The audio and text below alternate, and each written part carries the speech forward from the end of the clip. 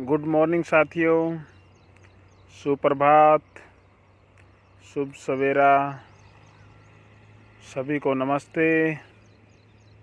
साथियों, आज सुबह सुबह हम आए हैं भ्रमण के लिए और आपको दिखाते हैं हमारे आसपास बहुत सारी जड़ी बूटियां खड़ी रहती है। तरह तरह की विभिन्न प्रकार की जड़ी बूटियां जो हमारे स्वास्थ्य के लिए बहुत ज़्यादा फ़ायदेमंद होती है, लेकिन जानकारी के अभाव में, पता ना होने के कारण हम उसके जो गुण होते हैं औषधियों के, उनसे वंचित रह जाते हैं। तो आज हम आपको दिखाते हैं भ्रमण के लिए, सिर्फ हम भ्रमण के लिए सुबह सुबह के मौसम में आए हैं, तो आपको दिखाते हैं कि हमारे पास कितनी औषधियाँ आसपास खड़ी रहती हैं, जिसका उपयोग करके सही जानकारी लेकर हम अपनी बीमारियों को ठीक कर सकते हो। छोटी छोटी बीमारियों को बिना दवाई के ठीक कर सकते हैं। अगर आपको औषधियों का हल्का सा फुल्का ज्ञान होना बहुत ही ज़रूरी होता है। और हमारे गांव देहात में तो जो हमारे दादा थे, परदादा थे, बुजुर्ग जो हमारे होते थे, वो औषधि का ज्ञान रखते थे और छोटी छोटी बीमारियों को घर पर ही ठीक कर लेते थे। किसी हॉस्पिटल वैद्य पर जाने की उनको ज़रूरत भी नहीं होती थी। तो देखिए, अभी मैं जैसे ही यहाँ पर आया हूँ तो ये देख सकते हैं, आक मदार आंकड़ा इसको बोला जाता है। और इधर भी देखिए, ये वाला आक मदार आंकड़ा, इसका प्रयोग भी काफ़ी, वैसे जहरीला पौधा है, विषयुक्त पौधा है, लेकिन इसके गुण बहुत ज़बरदस्त है। अगर सावधानी पूर्वक इसका इस्तेमाल किया जाए विभिन्न बीमारियों में, तो इसका बहुत ही ज़बरदस्त लाभ है। और इसकी एक खासियत बताता हूँ आपको। जैसे देखिए, अभी उधर सूर्य उदय हो चुका है, सूर्य उदय हुआ है, और जैसे जैसे सूर्य की किरणें ऊपर की तरफ आएंगी, सूर्य जैसे अपना प्रकाश छोड़ना शुरू करेगा, वैसे वैसे आँख के अंदर पावर आनी शुरू हो जाएगी। ये इसकी खासियत है। आँख के अंदर पावर आनी शुरू हो जाएगी, और आँख जैसे जैसे सूर्य नीचे अस्त होने को आएगा, वैसे वैसे इसकी पावर ख़त्म होती जाएगी। तो ये इसका एक चमत्कारिक है। और इसके देखिए, फूल हल्के नीले कलर के होते हैं। इसका एक फल लगता है जिसके अंदर से कॉटन निकलती है। उसका अगर आप तकिया बनाकर यूज़ करते हो, तो आपको सर्वाइकल का दर्द नहीं होगा, जोड़ों का दर्द नहीं होगा। उसमें काफ़ी ज़्यादा पावर होती है दर्द को खींचने की। इसमें जैसे फल होता है, इसमें एक रुई टाइप में लगता है, एक जैसे हमारी आम होता है वैसे एक फल लगता है, उसके अंदर से रुई निकलती है। तो उसके एक तकिया बनाकर हम अगर इस्तेमाल करते हैं, सर्वाइकल दर्द जिनको रहता है, भारीपन जिनको रहता है, तो उसमें काफ़ी ज़्यादा बेनिफिट है। और इसका दूध बहुत ही ज़्यादा खतरनाक होता है। अगर तोड़ते वक्त इसका आँख दूध में चले जाए तो आँख समझो खराबी हो जाती है। तो इसका बहुत ही सावधानी पूर्वक प्रयोग किया जाता है। किसी को चोट लग गई हो, गुम चोट लग गई हो, तो आपको करना क्या, इसका दूध तोड़कर सीधा वहाँ पर इस्तेमाल कर सकते हो, बहुत ज़्यादा फ़ायदा होगा। बस ध्यान ये रखना है कि तोड़ते वक्त आँख में इसका दूध नहीं जाए और जख्म पर दूध इसका ना लगे। ये भी बहुत सावधानी रखनी है। एड़ी के दर्द में बहुत फ़ायदेमंद है। किसी को अगर गुम चोट लग गई हो, कमर में दर्द रहता हो, जकड़न रहती हो, घुटने में जिनको सूजन रहती हो, तो इस पत्ते को तोड़कर हल्का सा गर्म करके तिलों का तेल लगाकर या फिर अरंड का तेल लगाकर, अगर कोई तेल आपके पास नहीं तो सरसों का तेल लगाकर आप इसको घुटने पर बांधने से आपके घुटने में दर्द रहता हो, जकड़न रहती हो, सूजन आती हो, कटक कटक की आवाज़ें आती हो, तो आप इसको लगातार बांध देंगे तो आपको 2-3 दिन के अंदर ही असर दिखना शुरू हो जाएगा। अगर आप इस पत्ते को, जिसको शुगर रहती हो, उस पैरों में थकान रहती हो, वीकनेस रहती हो, कमज़ोरी रहती हो, तो भी आप इस पत्ते को, जो आप जूते डालते हो मोजे के अंदर, ये पत्ता नीचे पाँव में लगा लीजिए, पाँव के तलुओं के ऊपर ताज़ा पत्ते को, दोनों पाँव के, तो आप शुगर लेवल को भी कम कर सकते हो इसको लगा करके। साथ में आपकी वीकनेस दूर होगी, कमज़ोरी दूर होगी, पाँव में थकान नहीं होगी, तो वो भी बहुत फ़ायदेमंद होता है। और भी विभिन्न काफ़ी पीलिया के अंदर इसका अच्छा इस्तेमाल है। हमने इसकी काजल बनाकर दिखाई थी, जो बहुत ही ज़्यादा फ़ायदेमंद है। काजल बनाई थी, इसके दूध में कॉटन को भिगो करके उसको सुखा करके गाय के घी में उसको जला करके काजल का जो बनाने का प्रोसेस है, वैसे हमने इसको बनाई थी। बहुत ही ज़बरदस्त काजल हमारी इसमें बनी थी। एडी के दर्द में आप इसको बांध सकते हो, कमर दर्द में इसको बांध सकते हो। काफ़ी फ़ायदे हैं यानी आँख के। और आँख के पास में दिखाता हूँ दूसरा पौधा कौन सा है। ये देखिए, ये अश्वगंधा। बहुत सारी जड़ी बूटियाँ खड़ी है हमारे आसपास। ये देखिए, बिल्कुल ऐसे ही खड़ी हुई है, कोई इसका उपयोग नहीं है यहाँ पर। यह है अश्वगंधा। अश्वगंधा के बारे में आपको ज़रूर पढ़ा होगा आपने, अखबार में, टीवी में, बहुत सारे इसके कैप्सूल, पाउडर, टेबलेट, इतनी मेडिसिन आती है इसकी। इसका पत्ता जो है ये वज़न बढ़ाने में भी कामयाब है और वज़न को घटाने में भी कामयाब है। आपको छोटा सा इसका फार्मूला बता देता हूँ। जिन भाइयों को या बहनों को मोटापे की समस्या रहती है, आप इसका एक ताज़ा पत्ता तोड़िए। इस प्रकार से ये पत्ता तोड़ लिया, इसमें छोटा सा गुड़ का डला, गुड़ की छोटी सी डली, इसको ऐसे बोझ करके आप सुबह खाली पेट 2 या 3 पत्ते खा लीजिए। आपका वज़न तेज़ी से कम होगा।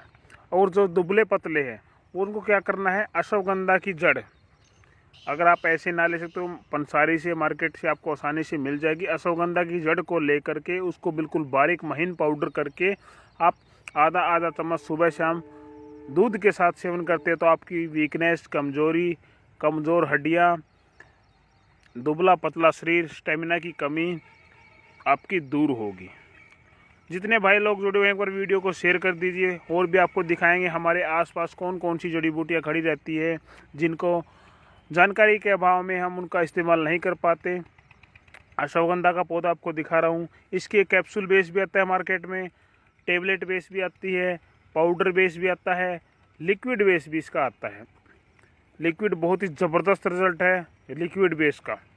तो आपको देखा वो काढ़े जो होते हैं अश्वगंधा रिस्ट, किसी भी प्रकार की कमजोरी के लिए, कई बार क्या होता है हमें टाइफाइड बुखार हो जाता है, इम्यूनिटी बूस्टर के रूप में इनको इस्तेमाल किया जाता है। टाइफाइड बुखार में पूरे शरीर में दर्द रहता है, कमजोरी रहती है, तो आप अश्वगंधा रिस्ट, एक काढ़ा आता है, सिरप आता है आयुर्वेदिक है प्योर, उसका इस्तेमाल कीजिए 4-4 चम्मच सुबह शाम खाली पेट। तो आपकी सभी प्रकार की कमजोरी को दूर करेगा, साथ में आपकी हड्डियों को मजबूत करेगा। जोड़ों के दर्द में रामबाण काम करता है, नसों के दर्द में बहुत अच्छा काम करता है। शारीरिक दुर्बलता, छोटे बच्चों को लिए, छोटे बच्चों को कई बार एलोपैथिक मेडिसिन देते तो उनको साइड इफ़ेक्ट होने शुरू हो जाते, तो आप अश्वगंधा रिस्ट का सेवन कीजिए। छोटे बच्चों को आधा आधा चम्मच, 1-1 चम्मच इस्तेमाल करवाइए सुबह शाम, तो उनकी शारीरिक कमजोरी, अच्छी ग्रोथ होगी, अच्छी हाइट निकलेगी, हड्डियां मजबूत होगी, मसल्स मजबूत होंगे, क्रैम्प नहीं आएंगे। उसमें बहुत ही अच्छा रिजल्ट इसमें काम में आता है। और किसी को ये एक और उपयोग बताता हूँ आपको।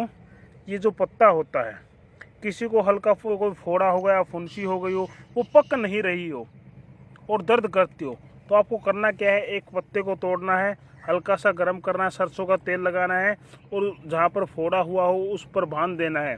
2 दिन के अंदर इस फोड़े को पकाकर उसका मवाद बाहर निकल जाएगा और बिल्कुल ठीक कर देगा इसको। ये बचपन में हम प्रयोग करते थे, हमारे दादा बताते थे कि हमारे यहाँ अक्सर बोलते हैं इसको अश्वगंधा, और इसके पत्ते को बांधने से फोड़ा जल्दी पक जाता है और उसका मवाद जल्दी बाहर निकल जाता है और स्वस्थ बहुत जल्दी हो जाता है। ये 2 जड़ी बूटियाँ यहाँ पर आपस में अटैच में खड़ी हुई है। अभी काफ़ी जड़ी बूटियाँ हैं। अभी अगली औषधि मैं आपको दिखाता हूँ, ये वाली, इधर आ जाइए, मैं आपको दिखाता हूँ। 1-2 औषधियाँ और है, ये देख सकते हैं, अपामारक, इसको बोलते हैं अपामारक। ये देखिए वैसे झाड़ में इस तरह से कैसे खड़ा हुआ है अपामारक, और इसका बहुत ही ज़बरदस्त रिजल्ट है। इसको बुखार में भी यूज़ करते हैं, इसको कई बार जादू टोनों के अंदर भी इसका इस्तेमाल किया जाता है, तांत्रिक विद्या में इसका इस्तेमाल किया जाता है। इसकी पहचान देख लीजिए, इसका पत्ता इस प्रकार से होता है, इस प्रकार से, और इसके जो ये एक टहनी होती है, इस पर उल्टी तरीके से जो इसके फल हैं वो लिपटे होते हैं, इस प्रकार से हाथ पर भी चिपक जाते हैं। ये वाले देखिए, इसको उल्टा कंडा, ऊट कटंगा, अपामारक बोलते हैं।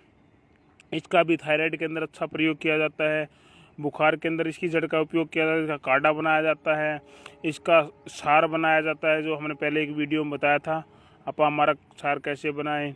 और दांत दर्द में बहुत ही ज़बरदस्त काम करता है। इसकी जो टहनी होती है, पेट छोटा है, अगर बड़ा पेट हो तो इसकी टहनी को दांतों पर घिसा जाए, रगड़ा जाए, तो आपके मसूड़ों का दर्द, पायरिया की समस्या, झंझनाहट होती हो, दांतों में दर्द रहता हो, दांतों में ठंडा गर्म लगता हो, तो भी आप इसकी डंडी का इस्तेमाल करके अपने दांतों के दर्द को ठीक कर सकते हैं। थायराइड में हमने इसके पत्ते का इस्तेमाल बताया था कैसे आपको करना, वो वीडियो आप आयुर्वेदिक उपचार पर जाकर देख सकते हो। और इसके जो फल होते हैं उसको भी काफ़ी तरीके से प्रयोग किया, इसकी जड़ को काफ़ी तरीके से प्रयोग किया जाता है। और एक खासियत बात है इसकी, वो आपको बताता हूँ मैं। इसके जो पत्ते का रस होता है, डंडी का जो इसकी डंठल का रस होता है, अगर इसका रस हाथों पर लगाया जाए तो सांप उसके नज़दीक नहीं आता। जो सपेरे लोग होते हैं इसका इस्तेमाल करते हैं अपामारक का। जो सपेरे होते हैं सांप का जो खेल दिखाते हैं, सांप जो रखते हैं, उनको क्या होता है, सांप कभी नहीं काटता। क्यों नहीं काटता? क्योंकि उनके पास अपामारक का रस होता है जो अपने हाथों पर पाँव पर लगा कर रखते, तो सांप वहाँ उस जगह पर कभी भी नहीं काटता। ठीक है, तो ये तीसरी जड़ी बूटी थी अपामारक। अभी थोड़ा और आगे चलते हैं, देखते हैं अगली जड़ी बूटियाँ हमारे आसपास कौन सी है। और ये देख सकते हैं नीचे दुर्वा घास दूब भी खड़ी हुई है। ये देखिए, पेट के लिए बहुत ही ज़बरदस्त रहती है, शीतलता ठंडी रहती है। इसकी रस का काढ़ा बनाकर पिया जाए तो नक्सीर वैसी समस्या में ठीक रहता है। पित्त जिनको उथलता है, पित्त की बीमारी रहती है, उसमें ये दुर्वा घास बिल्कुल ताज़ी ताज़ी ले सकते हो आप। और जिनको शुगर रहती है, वीकनेस रहती है, वो नंगे पाँव सुबह जैसे हल्की ओस गिरी होती है तो आप इस दुर्वा घास पर चल सकते हो, तो उनको भी काफ़ी ज़्यादा रिलीफ मिलता है दुर्वा घास में। दूब बोलते वैसे खरपतवार घास के रूप में यहाँ पर ये खड़ी रहती है। अभी देखिए एक और चमत्कारिक औषधि हमारे पास है, इसको तो आप सभी जानते ही होंगे। एक बार सभी भाई लोग शेयर कर दीजिए वीडियो को। अगर आप सभी जुड़े हुए हो, एक्टिव हो, तो एक बार शेयर कर दीजिए वीडियो को। मैं आपको अगली औषधि के बारे में बताने जा रहा हूँ जो हमारे आसपास खड़ी रहती है, लेकिन जानकारी के अभाव में हम उनका उपयोग नहीं कर पाते। ये देख सकते हैं, ये है। आप इसका कमेंट करके बताओ आप इसको किस नाम से जानते हो। ये जो औषधि है इसको आप किस नाम से जानते हो, एक बार सभी कमेंट कीजिए, जल्दी जल्दी बताइए। ये देख सकते हैं इसका पत्ता इस प्रकार से है। देख लेते हैं आपको भी पता है या नहीं पता इस जड़ी बूटी का नाम। बहुत ही ज़बरदस्त जड़ी बूटी है और हम इसका हमेशा यूज़ करते हैं। कमेंट करके बताएं। प्रीतम कुमार बरवाल हकेला जी, अरंडी जी। और कमेंट कीजिए कि इस पौधे को आप किस नाम से जानते हो, क्या इसका नाम है। फ़ायदे हम इसके बता देंगे आपको, आपको सिर्फ इसका नाम बताना है।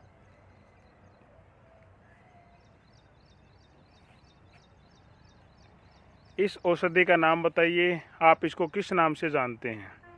फिर हम इसके आपको कुछ फ़ायदे बताते हैं जो हम इसका इस्तेमाल करेंगे, कैसे करना है जी। अमन सिंह जी, रामस्वरूप कुमार जी, सुधीर मिश्रा जी, अंडी अरंडी, बिल्कुल ठीक बता रहे हैं।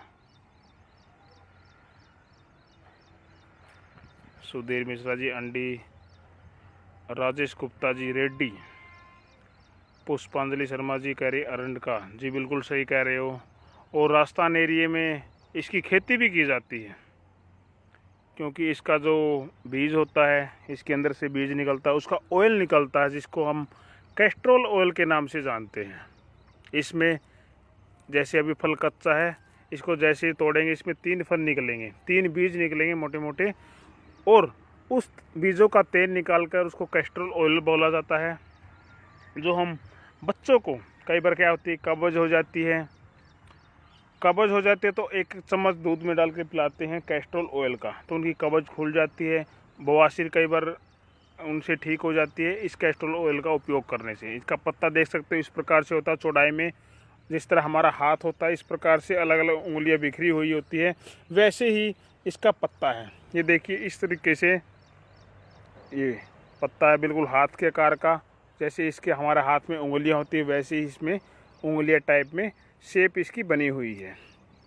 ठीक है, अभी इसका प्रयोग, इसका तेल निकलता है, तेल अच्छी मात्रा में बिकता है, और इसका बीज जो है उसका उपयोग भी किया जाता है। हमने जैसे तेल बनाते हैं, जोड़ों का तेल, दर्द का तेल हमने जो बनाया था, उसके अंदर हम कैस्ट्रोल ऑयल का इस्तेमाल करते हैं, अरंडी का तेल का इस्तेमाल करते हैं, इनके बीजों का इस्तेमाल करते हैं और बहुत ही अच्छा रिजल्ट उसके अंदर आता है। साथ में अगर किसी को कोई भी किसी भी प्रकार का दर्द हो, कितना भी पुराना हो, गठियाबा हो, यूरिक एसिड बढ़ गया हो, जॉइंटों पर सोजन आ गई हो, या फिर उनको गठियाबा की समस्या रहती हो।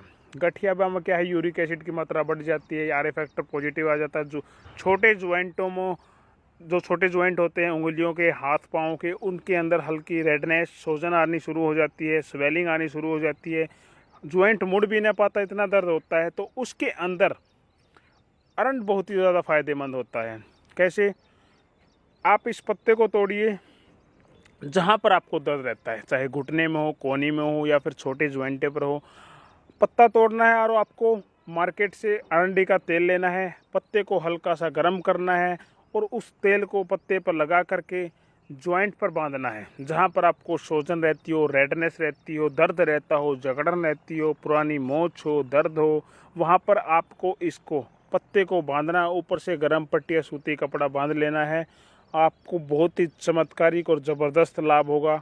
हमने इस प्रयोग को करते हुए काफ़ी, यानी 4-5 साल तो मुझे हो गए हैं। अपने पेशेंटों के ऊपर मैं इस पत्ते का इस्तेमाल अपने क्लिनिक पर करते हैं। अरंड का पत्ता, और पहले हमने दिखाया था आक या मदार का पत्ता। आँख मदार के पत्ते का हम अपने क्लिनिक पर करते हैं। जिनको घुटने में सूजन होती है, जकड़ जाते हैं, बुजुर्ग लोग होते हैं, तो हम इसका इस्तेमाल करते हैं। किसी को कमर में दर्द रहती है, कमर में कई बार सूजन आती है, कोई झटका लग जाता है, डिस्क स्लिप या डिस्क हर्निएटेड हो जाती है, डिस्क बल्ज हो जाती है, तो भी हम इसका कमर में बांधने को उस पेशेंट को घर पर भी बोलते हैं कि इस पत्ते का आप इस्तेमाल कीजिए 1 हफ्ते 10 दिन, फिर हमारे पास आइए, हम आपका ट्रीटमेंट करेंगे। तो बहुत ही ज़बरदस्त है सूजन को कम करने के लिए। साथ में इसका और भी उपयोग है। इसका जैसे तेल है वो बहुत फ़ायदेमंद है। पेट में किसी भी प्रकार की कब्ज़ रहती हो, पुरानी कब्ज़ को भी ठीक करता है। साथ में इसके रस को भी निकाल कर पिया जाता है अलग अलग विभिन्न बीमारियों में, तो भी काम करता है। ये पेड़ अपने घर पर भी आप लगा सकते हो। अगर इसकी छाया में आप सो जाते हो चारपाई डाल करके, या वह कैसे थोड़ा बहुत आसन इसके अंदर नीचे लगा लेते हो, तो भी आपके बॉडी के अंदर एक नई एनर्जी का संचार होगा, ब्लड सर्कुलेशन आपका इम्प्रूव होगा, वेरिकोज वेन की या नसों की सभी प्रकार की समस्या आपकी बॉडी के से कम होगी। क्योंकि ये इसका तना बहुत मोटा होता है, पेड़ की तरह पूरा बड़ा पेड़ हो जाता है। अगर आपके अपने घर में थोड़ा स्पेस है, जगह है, गार्डन है, तो आप इस अरंड के पौधे का इस्तेमाल करके, या आपके घर में इस पौधे को लगा करके आप उसकी छांव में बैठने से भी आपका दर्द काफ़ी हद तक कम हो जाता है, और अंदर यानी बॉडी के अंदर नई ऊर्जा का संचार होता है, ब्लड सर्कुलेशन इम्प्रूव होता है। काफ़ी इसके फ़ायदे हैं। तो ये थी अगली जड़ी बूटी। काफ़ी भाइयों ने इसका नाम बताया।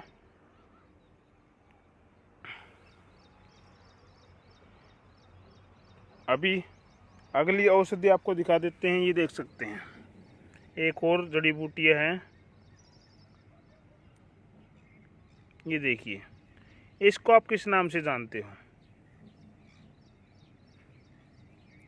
ये वाली औषधि देखिए आप, इसमें छोटे छोटे इस प्रकार से कांटे लगे होते हैं, ये वाले इस प्रकार से। इसको आप किस नाम से जानते हो? एक बार कमेंट करके हमें ज़रूर बताएं।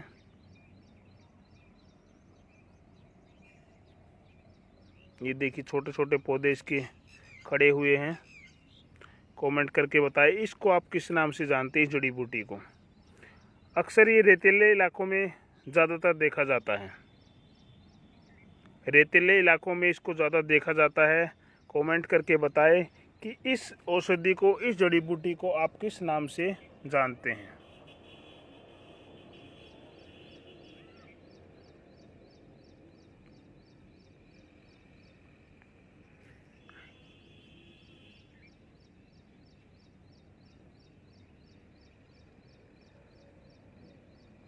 इस जड़ी बूटी का नाम बताया, चलो मैं बता देता हूँ आपको इसका।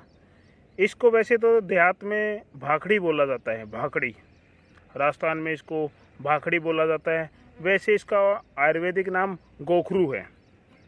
जी हाँ दोस्तों, गोखरू इसका नाम है, जो किडनी स्टोन के लिए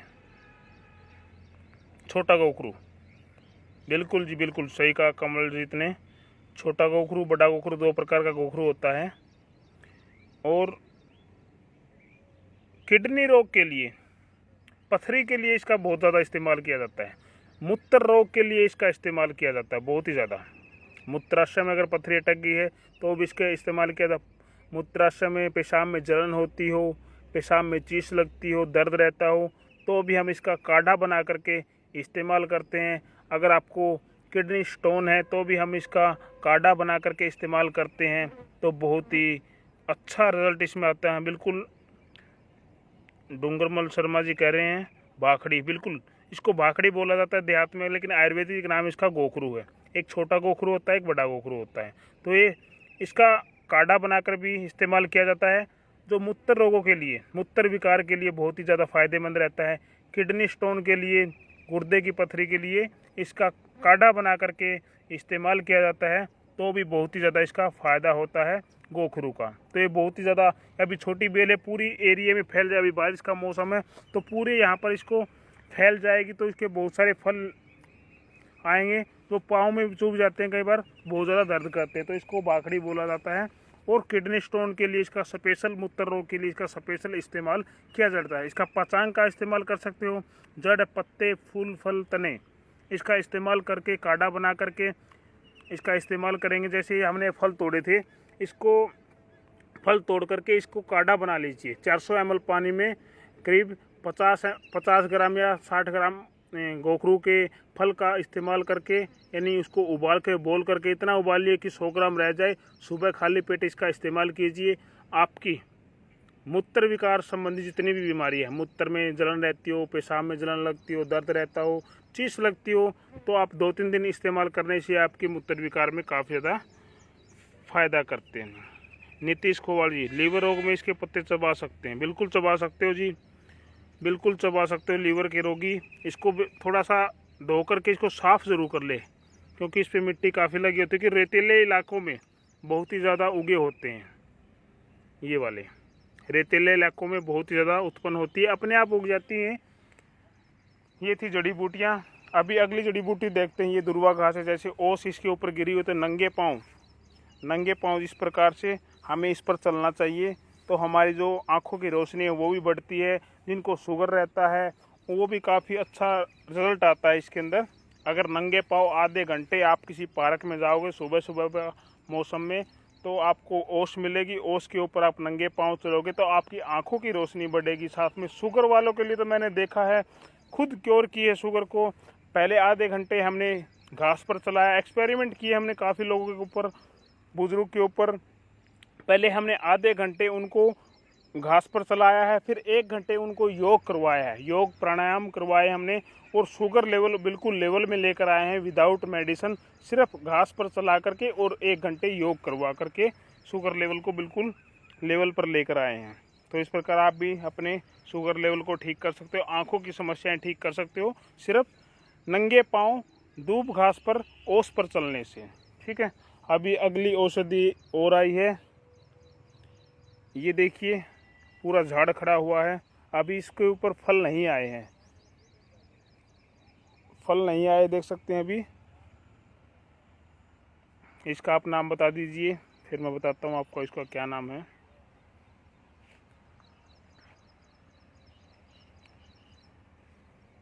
इसको बोलते हैं बला, अति बला। ये देखिए इसका अभी फल नहीं आया, सिर्फ पत्ते पत्ते हैं अभी इसके। इसको बोलते हैं बला। अभी इसके कच्चे कच्चे पत्ते हैं, इसका फल आता है। देखा होगा आपने गिरारी टाइप में, जैसे हमारे स्पेयर पार्ट्स में कोई भी मशीनरी में जैसे गिरारी होती है, खांचे से बने होते हैं, वैसे ही इसका एक फल होता है जिसको बोलते हैं, मैं दिखा देता हूँ, 1-2 फल लगे होंगे शायद इधर, ये वाले देखिए, मैं आपको दिखाई देता हूँ। इसके अगर सूखे हुए हैं इस प्रकार से इसके जो फल होते हैं, ये देखिए इस प्रकार से इसके फल होते हैं। इसको बोला जाता है, बताइए क्या बोलते हैं इसको? बला। एक बला होती है, एक अति बला होती है। ये देखिए इस प्रकार से इसके फल होते हैं, सूखे हुए हैं, अभी बहुत कम है। इसके अंदर से बीज निकलते हैं और इसका बुखार के अंदर इसका पत्ते का रस का इस्तेमाल किया जाता है। बुखार में बहुत ही ज़बरदस्त काम करता है। ये देखिए फल वाला इसका, इस प्रकार से इसके फल लगते हैं।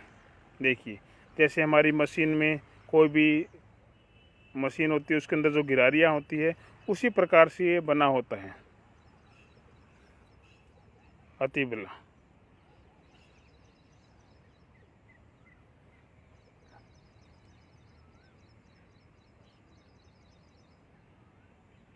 ये देखिए इस प्रकार से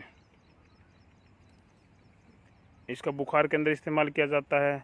और इसका इस्तेमाल किया जाता है, जैसे अतीबला का प्रयोग आपने देखा होगा, जिनको पंचकर्मा में शिरोधारा होती है, शिरोधारा के अंदर जो तेल का इस्तेमाल किया जाता है वो अतीबला के तेल का ही इस्तेमाल किया जाता है। शिरोधारा के अंदर आपने देखा हो, कई बार किसी आपने मौका मिला हो, पंचकर्मा जो करते हैं सिर पर जो तेल डालते हैं वो अतीबला का तेल होता है, जो सिरो रोग के लिए, सिर में दर्द रहता हो, सिर में चक्कर रहता हो, सिर में भारीपन रहता हो, नसें फटती हो, तो उसके अंदर मानसिक कोई भी प्रॉब्लम हो, नर्वस सिस्टम की कोई भी प्रॉब्लम हो, तो उसके अंदर अतीबला का तेल का इस्तेमाल करते हैं, जो बहुत ज़्यादा फ़ायदेमंद होता है।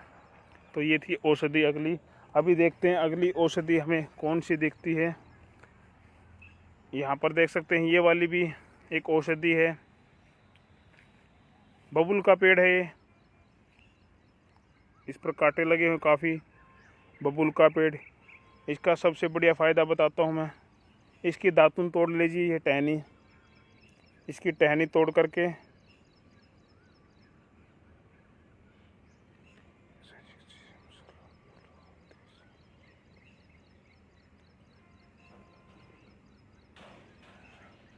नीतीश खोटवाल जी बोले, सर एक जीरे मसाला ऊपर लगा होती है, जैसे झाड़ी जैसी बूटी लगी होती है, बताया जाता है कि पत्ते सांप काटने के उपचार में दिए जाते हैं, क्या सच है? बिल्कुल अपामारक बोल रहे हो सर, मैं उसके बारे में पहले ही बताया है कि अपामारक का जो रस होता है, जो सपेरे लोग होते हैं, मैंने स्पेशली उनसे पूछा है। सपेरे जो होते हैं अपने हाथों पर, जब भी वो कोई भी गांव में कई बार आते हैं या कोई मंदिर के बाहर कोई भी सांप लेकर खड़े होते हैं या उनको सांप रखते हैं, वो अपने हाथों पर अपामारक के रस का इस्तेमाल करते हैं, जो उनको सांप कभी भी नहीं काटते। ये बिल्कुल सच है। उपचार होता है या नहीं होता वो पता नहीं, लेकिन जो पहले इसका रस लगा लेते हैं तो उनको सांप नहीं काटते। ये बिल्कुल मैंने काफ़ी जगह पढ़ा भी और उनसे मैंने पर्सनली ये क्वेश्चन भी किया है। और ये बबूल का पेड़, इसके आप दातुन कर सकते हो, दांतों में पायरिया रहता हो, दांतों में दर्द रहता हो, ये तो पुराने सभी जानते हैं बबूल का क्या इस्तेमाल है, इसको ज़्यादा हमें बताने की ज़रूरत भी नहीं है। बबूल का इस्तेमाल आपको सभी को पता है। जितनी भी टूथपेस्ट हमारी बनती है उसमें अंदर बबूल के फूल का, बबूल के सतह का इस्तेमाल किया जाता है, जो काफ़ी ज़्यादा फ़ायदेमंद होता है। तो इसको बारे में ज़्यादा बताने की भी ज़रूरत नहीं है। काफ़ी औषधियाँ हैं हमारे आसपास। देखिए आज थोड़ा सा हम भ्रमण के लिए निकले थे, तो आप सोचा आपको दिखा दें क्या क्या औषधियाँ हमारे आसपास खड़ी रहती है, जिनका इस्तेमाल करके आप अपनी बीमारियों को ठीक कर सकते हो।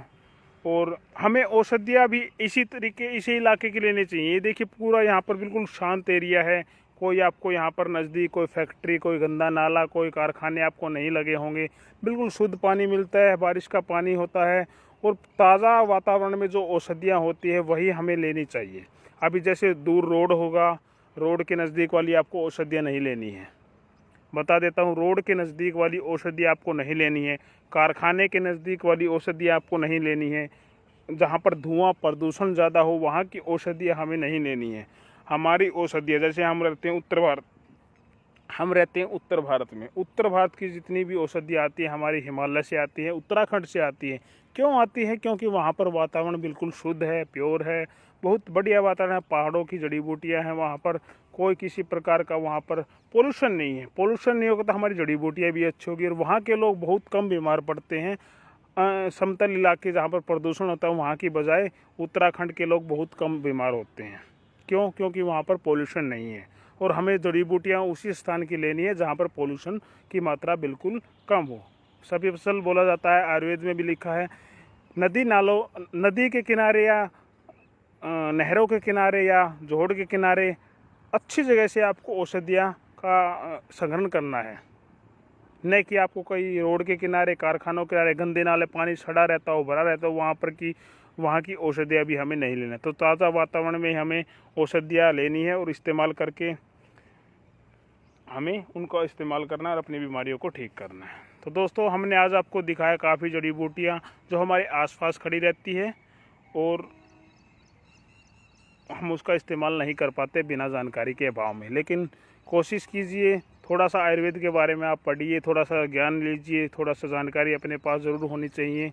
फर्स्ट एड के तौर पर भी आप इसका इस्तेमाल कर सकते हो। गंभीर बीमारियों में भी आप जड़ी बूटियों का इस्तेमाल करके अपनी बीमारी को ठीक कर सकते हो।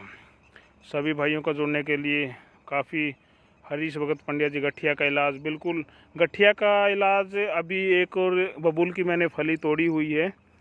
आज से करीब 1.5 महीने पहले हमने बबूल की फली को इकट्ठा किया था। उसकी फली का हम अभी पाउडर बनाने वाले हैं। जैसे अभी बारिश का मौसम ख़त्म हो जाएगा तो उसको दोबारा एक बार सुखानी है, क्योंकि बारिश के मौसम में सीलन आ जाती है। हमने करीब 5-6 किलो बबूल की फली को तोड़ करके, देसी बबूल की फली को तोड़ के इकट्ठा किया था। अभी तो बबूल की फली लगी नहीं हुई है। उस समय हमने 2 महीने पहले बबूल की फली को तोड़कर इकट्ठा किया था। और इकट्ठा करने के बाद अभी जैसे मॉइस्चर पकड़ा हुआ है, थोड़ी सीलन है उसके अंदर, अभी पिसाई नहीं हो सकती क्योंकि बारिश का मौसम चला हुआ है। तो जैसे उसको एक बार दोबारा सुखाएंगे तो उसको बिल्कुल बारीक महीन पाउडर करके फिर हम गठिया की मेडिसिन बनाएंगे और आपको ही बताएंगे कि कैसे वो मेडिसिन बनेगी। तो आप उसका इस्तेमाल करके गठिया रोग को ठीक कर सकते हो, जॉइंटों को ठीक कर सकते हो, कैल्शियम की कमी, विटामिन डी की कमी को भी पूरा कर सकते हो और हड्डियों को मजबूत कर सकते हो बबूल की फली के माध्यम से। तो वो अभी बनाने वाले हैं। जैसे मौसम थोड़ा ठीक होता है, धूप वगैरह निकलती है तो उनको सुखाएंगे, फिर हम बनाएंगे गठिया की मेडिसिन। तो आपको ज़रूर बताएंगे। बहुत सारे भाई हमारे यहाँ जुड़े, सभी का जुड़ने के लिए बहुत बहुत धन्यवाद। ऐसे ही जुड़ते रहिए और मैं तो यही कहता हूँ, आप स्वस्थ रहिए, मस्त रहिए, तंदुरुस्त रहिए और कोशिश कीजिए थोड़ी सी जानकारी लेने की। ये तो नहीं कहता कि मुझे हर नॉलेज के बारे में पता है, लेकिन हो सकता है कि आपको मेरे से ज़्यादा कुछ पता होगा, लेकिन आप उसका इस्तेमाल कीजिए। कोशिश कीजिए कि एलोपैथिक मेडिसिन से बच सके, दवाइयों की जहर से बच सके। लेकिन कई बार क्या होता है कि इमरजेंसी इतनी होती है कि एलोपैथिक मेडिसिन हमें लेना मजबूरी होती है। लेकिन मैं भी कहता हूँ, कोई भी थेरेपी अपने आप में पूर्ण नहीं है। कोई भी थेरेपी अपने आप में पूर्ण नहीं है। चाहे आप योग लगा लो, चाहे आप एलोपैथी लगा लो, चाहे आप होम्योपैथी लगा लो, चाहे आयुर्वेद ही लगा लो, कोई भी थेरेपी आज के समय में, आधुनिक युग में अपने आप में पूर्ण नहीं है। क्योंकि मैं सोचता हूँ, मेरी ये सोच है कि अगर आपको एक एलोपैथिक की गोली लेने से अगर आपकी जान बचती है तो एक गोली वहाँ पर ज़रूर लेनी चाहिए। क्योंकि आयुर्वेद अपनी जगह काम करता है, एलोपैथ अपनी जगह काम करता है, योग अपनी जगह काम करता है, होम्योपैथ अपनी जगह काम करता है, सिद्ध अपनी जगह काम करता है। सभी थेरेपियाँ अलग अलग काम करती है और बहुत अच्छा काम करती है। किसी की किसी बीमारी में अच्छी पकड़ है, किसी की किसी बीमारी में अच्छी पकड़ है। तो यह है कि मैं एलोपैथी को बुरा नहीं मानता, क्योंकि एक्सीडेंटल केस होता है, सीरियस केस होता है, उस समय हमें एलोपैथी की ज़रूरत पड़ती है, तो वहाँ पर ज़रूर लेनी चाहिए। और जैसे बीमारी की शुरुआत है तो वहाँ पर आयुर्वेद का भी इस्तेमाल करना चाहिए। होम्योपैथी का अच्छा रिजल्ट है, काफ़ी एलर्जी में बहुत ज़बरदस्त रिजल्ट है होम्योपैथी का, किडनी स्टोन में अच्छा रिजल्ट है, तो वहाँ पर आपको होम्योपैथिक मेडिसिन का इस्तेमाल करना चाहिए। अपने जो सॉफ्टवेयर होते हैं, इंटरनल जितनी बीमारियाँ होती है, छोटी सूक्ष्म बीमारियाँ, वहाँ पर आपको योग का इस्तेमाल करना चाहिए। काफ़ी बीमारियाँ ऐसी है जो किसी पैथी में ठीक नहीं हो सकती, तो वहाँ पर आपको हर बीमारियों के लिए अलग अलग पैथी का इस्तेमाल कर सकते हो। तो दोस्तों, बहुत सारे भाई लोग जुड़े, सभी का जुड़ने के लिए बहुत बहुत धन्यवाद। नमस्कार, जय हिंद, वंदे मातरम। स्वस्थ रहिए, मस्त रहिए, तंदुरुस्त रहिए।